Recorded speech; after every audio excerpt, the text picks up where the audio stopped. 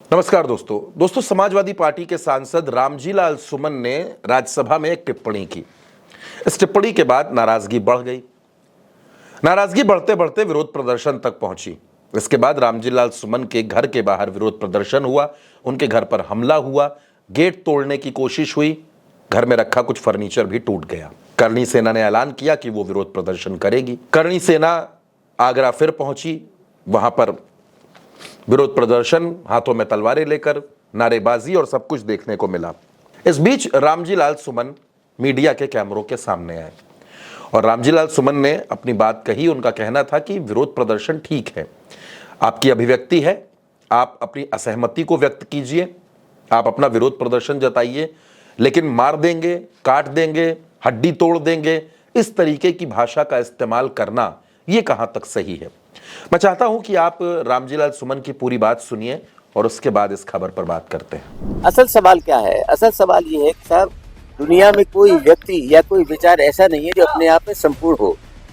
व्यक्ति अगर कोई बात कहता है, मैं जानता हूँ कि मेरी बात से सब लोग ना इत्तेफाकी कर सकते हैं, इत्तेफाक नहीं कर सकते, असहमति हो सकती है, लेकिन हमारे देश में असहमति व्यक्त करने के तरीके हैं, कानून है, संविधान है, उसकी मर्यादा में धरना है, प्रदर्शन है, सत्याग्रह है, अखबार है, कोर्ट है, कचहरी है, ये सब चीजें हैं जो जनतंत्र में ये अधिकार देती है कि किसी का विरोध करना है तो इन सब चीजों का हम इस्तेमाल करें। लेकिन कुल मिला करके जो स्थिति है वो एक अराजकता की स्थिति है।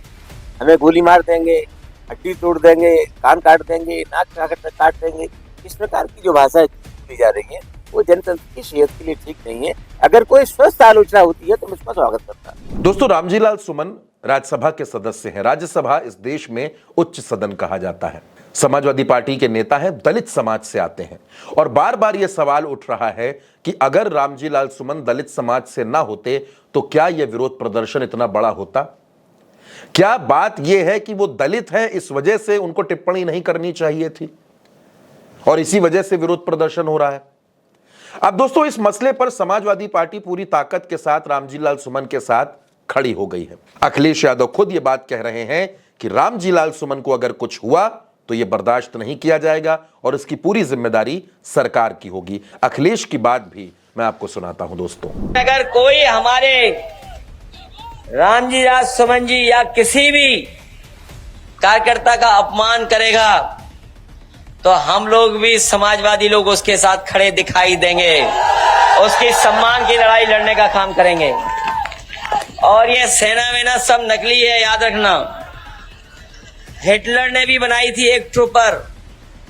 हिटलर अपने समय पर एक फौज रखता था, अपने कार्यकर्ताओं को पुलिस की वर्दी पहना देता था, फौज की वर्दी पहनाता था, फिर अपने विरोधी लोगों को पिटवाता था। उसका नाम था ट्रूपर्स, कहा करते थे उसे।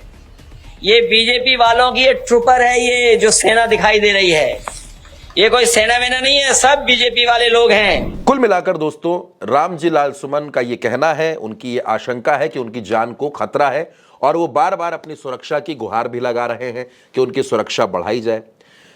उत्तर प्रदेश में इन दिनों एक लड़ाई मच गई है। वो लड़ाई है रामजी लाल सुमन के मसले पर। जो क्षत्रिय समाज है, और क्षत्रिय समाज तो मैं पूरा नहीं कहूंगा, बेसिकली जो करणी सेना है वो विरोध प्रदर्शन कर रही है। सरकार में भी कई ठाकुर नेता हैं, कई ठाकुर मंत्री हैं, उनकी तरफ से कोई टिप्पणी सामने नहीं आ रही है, लेकिन करणी सेना इस मसले पर विरोध प्रदर्शन कर रही है। अब रामजी लाल सुमन लगातार सुरक्षा की मांग कर रहे हैं।